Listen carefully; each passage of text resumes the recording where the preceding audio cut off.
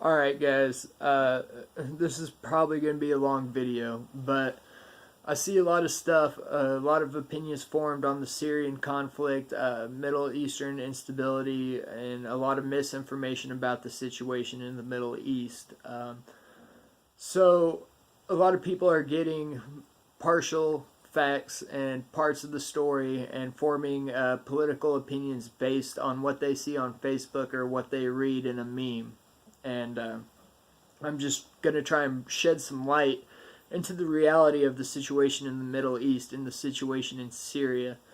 So obviously, situation in Syria, not good. Obviously, you have a lot of factors playing out in the Syrian civil war. The FSA, Kurdish rebels, ISIS, Al-Qaeda, and Assad's regime, all fighting for control of Syria. Syria in the early 90s, 1991, began peace talks with Israel and pretty much exchanged that they would recognize Israel as a sovereign state if Israel withdrew its forces from Syrian territory, and that was part of the peace process. At that point, Syria really began to see more stability and more unity.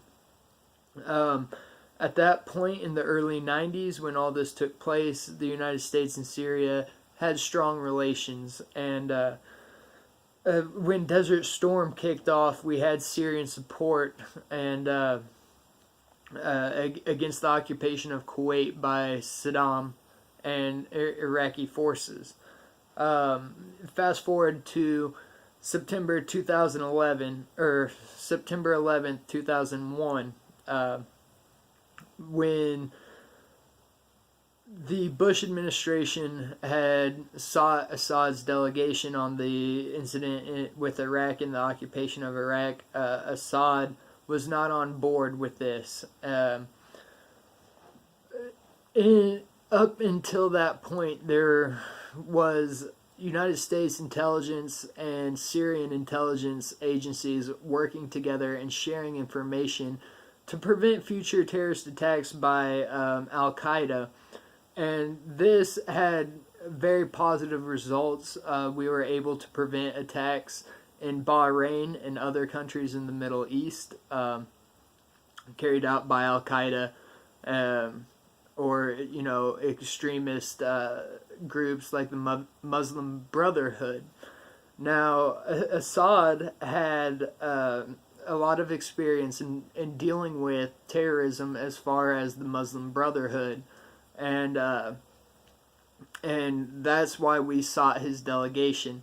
The Muslim Brotherhood, had close ties with other terrorist organizations that were conducting these attacks around the world. And while we had shared intelligence, we didn't have full Syrian support for the occupation of Iraq. Essentially, in one of the delegations, Bashar al-Assad had stated that there's no doubt that we would win the military skirmishes in Iraq and that we would crush Saddam's resistance. But he continued to say that after we win this military battle, we're going to be stuck in a swamp and we're going to sink in the swamp. Fast forward 17 years to today, and that's exactly what's happening. Another main reason that he was against the occupation of Iraq was his experience in dealing with terrorism. He knew from the history of the region and the political structure of the region what exactly would happen when a Middle Eastern country is occupied. And essentially, it spreads terrorism. So we removed Saddam Hussein from power and really failed to replace that form of government with a successful form of government, which led to Sunni and Shia tribes fighting in the region and spreading across the border into Syria. And this is essentially what caused the Syrian civil conflict. So now you had Sunni and Shia militias having skirmishes in the across the border into Syria and other surrounding countries, and Assad was trying to reclaim control of his territory.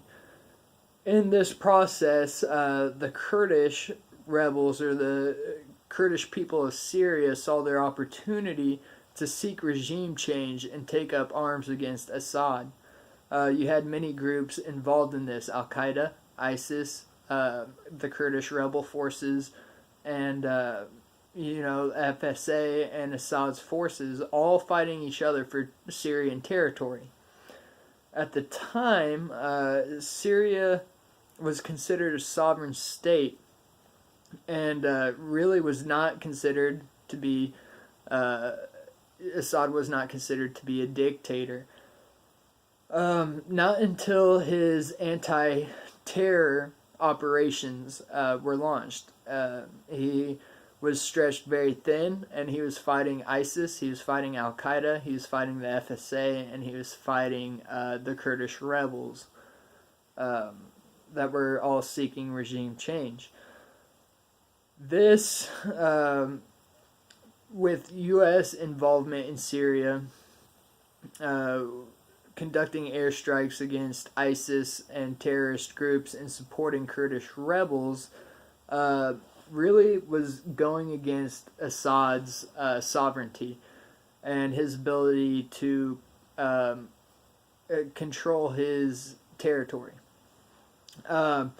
This led in the disintegration of the cooperation between the Syrian government and the United States government, who were once working very together to accomplish the same goals. Assad did use chemical weapons. We all know this. These most recent strikes after the chemical weapons attack in Douma were essentially just a political statement.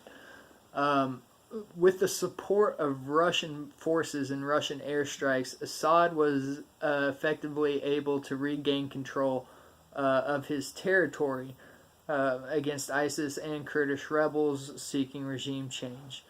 In his attack in Douma on the 7th, that was the last rebel stronghold. After the chemical attacks, he had reclaimed almost all of his territory in Syria, and there was no future need for chemical weapons attacks because he had already won the war.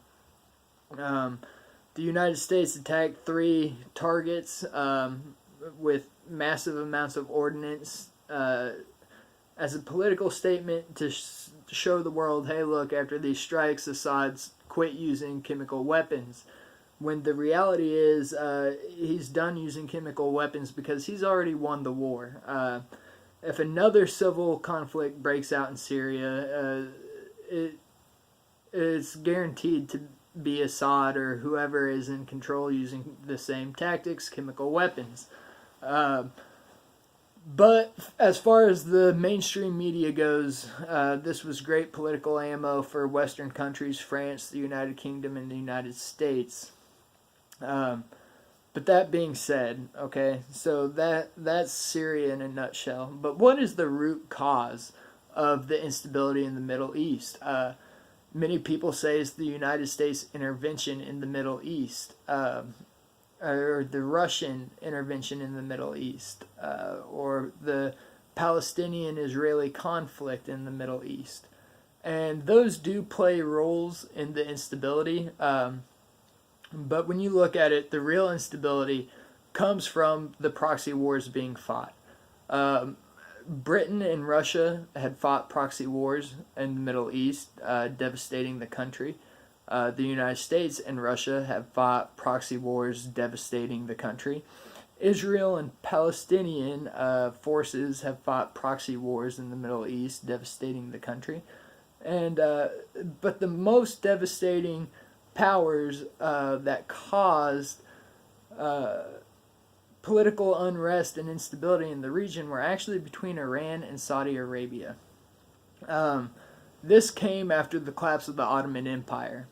The Al-Saudis group claimed much of the territory of the former Ottoman Empire and was recognized in 1932 as the Kingdom of Saudi Arabia.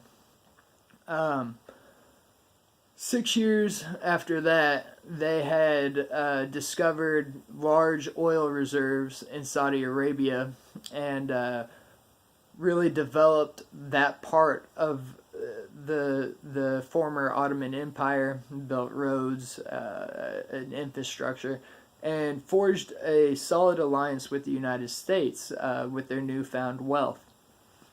In the east of the Persian Gulf, you had Iran. That also was a very developing part of the former Ottoman Empire. At that point, Iran's progress was really halted by foreign intervention of Russian and British occupation of Iran. Iran also had large oil reserves as well, but just was not able to capitalize on that because of foreign intervention. And essentially what it came down to was a Sunni and Shia scrimmage, or I guess that's the term I would use for control in that region. In Iran, we actually staged a coup to remove Mossadegh, and we propped Rasa Shah to step up into that political gap of power. When we removed Mossadegh and replaced him with Shah in Iran, we really opened up a can of worms, because Shah was subject to corruption and, human rights violations, and really plunged that country into a very unstable situation. In 1972, I believe, Ayatollah Khomeini saw a Islamic revolution in Iran to overthrow Reza Shah. When Khomeini successfully removed Shah from power and spread the Islamic revolution, that really worried Saudi Arabia. And so more proxy wars began between Khomeini and Saudi Arabia. At that time, Khomeini and Saddam Hussein went to war with each other, and fearing the spread of the Islamic Revolution, Saudi Arabia had backed Saddam Hussein. This was a terrible conflict. Chemical weapons, trench warfare was used, and Saudi Arabia was very much so supporting Iraq in the defeat of Iran. And so it's all coming down to Sunni versus Shia. And when you look at Western involvement in that country, if you look at Libya, a lot of people look at Libya and they think, oh, Benghazi. But what you have to realize is it's much more than the United States interfering in Libya. There were many major powers involved in the Libyan conflict because of the civil conflict in Libya. There was much to be gained by many foreign countries, many foreign powers pulling the strings. So, what happened in Libya? Okay, well, it all started with the fall of Gaddafi. Um, and then in 2012, the GNC, or the General National Congress, was elected as the government in Tripoli. And they were tasked with transitioning Libya to a democratic constitution, and they had a deadline of 18 months. Essentially, they failed to maintain that deadline or meet that deadline and hold the democratic elections. At 3 months after that, Field Marshal Haftar, who was the leading military power in Libya at the time, demanded that the GNC step down. When they refused, he launched Operation Dignity in Libya, which the aim of that was to dislodge the GNC from power in Tripoli. At that point, Haftar was able to gain control of much of eastern Libya, including the oil export terminal. Once Haftar gained control of the oil export terminal, oil export skyrocketed to 700,000 barrels of oil a day, and that brought financial stability to Libya.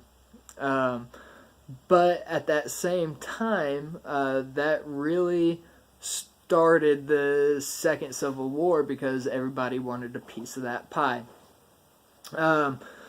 So, with the political unrest in Libya, the Security Council had froze $67 billion worth of sovereign assets of Libya. And that's where you get political involvement from foreign powers trying to get a piece of that $67 billion pie. And trying to, I guess, put a friendly government into power there to gain access to some of that $67 billion worth of assets. So during this civil war, you had the GNC had finally held a second election like they had promised, and the House of Representatives was formed in Tobruk. And so the House of Representatives was scrimmaging against the GNC in Tripoli, and the GNC had the support of the Misrata militias. And the House of Representatives had Haftar's forces. And at that point, during the chaos, Al-Qaeda and ISIS were able to obtain influence in Libya, seeking to get a piece of the $67 billion pie. Al-Qaeda really embedded itself within the Misrata militias, and at a stalemate between the House of Representatives and the GNC, the House of Representatives signed a deal forming the GNA, or the Government National Accord. So the fighting in Libya is still not done between the GNA and the Misrata militias and Al-Qaeda and ISIS, but it all comes down to self-preservation interest of the West and Western countries. A lot of people think we get involved in these foreign conflicts for moral reasons, or whatever reasons, defense, national interest. And the thing is, we spread ourselves too thin. Everything that we do in the intelligence community and as a military community is always in the best interest for the United States. And, you know, right, wrong, or indifferent, it doesn't matter because our country should come first. So no, I don't apologize to Syria or Iraq or Afghanistan or any of these Middle Eastern countries because we're not the ones to blame only. Everybody has blame in this situation. Everybody wants more. The United States, Russia, Saudi Arabia, Iran, Israel, Palestine, everybody wants a piece of this pie that this region has to offer. And the thing is, people say, well, we shouldn't be involved in the Middle East. Well, we shouldn't, but we are. And if it's not us that's going to get a piece of that pie, somebody is. Simply because there's always somebody that wants what you have. And, you know, outside of the moral aspect of the conflict, I'm okay with going to war for America's best interest. The thing I'm not okay with is how we do it in proxy warfare. And this is the reason of the instability in the Middle East, is proxy warfare between the United States, Russia, Israel, Palestine, Iran, and Saudi Arabia. We're all to blame. We all have an equal share of blame for the situation in the Middle East.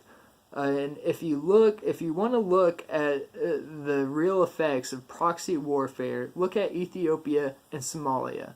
They were definitely the prime example of proxy warfare between the United States and Russia. At both points, switching sides. We started with support to Ethiopia while Russia supported Somalia, and that flip-flop. We started supporting Somalia and Russia started supporting Ethiopia, and look at where these countries were left, and look at what we gained in that process. So here's the thing. You can't measure success by what military officials are saying. You measure success by what the people are saying. If we could control Libya, the Libyan situation, then that would absolutely help our economy. It would be great to instill a government friendly to the United States in Libya and get a piece of that pie. But at the same time, you have to evaluate the cost because we're not the only ones doing it. We're not the only ones conducting these clandestine operations and government coups, if you will. So when I see everybody making us out to be these bad guys warmongering, the United States is doing all this, you need to open your eyes and look at what's going on in the world. We're not the only country doing this. Every major power in the world is doing this and fighting proxy warfares for their country's best interest. So, don't get on Facebook and say, oh, I'm sorry, Syria, or oh, I'm sorry, Iraq, oh, I'm sorry, Afghanistan, because guess what? The rest of the world is doing it. Everybody's doing it. It's self-preservation. So that's my 2 cents on it. If you like the video or if you got any questions, go ahead, drop them down in the comments section. I'll do my best to address.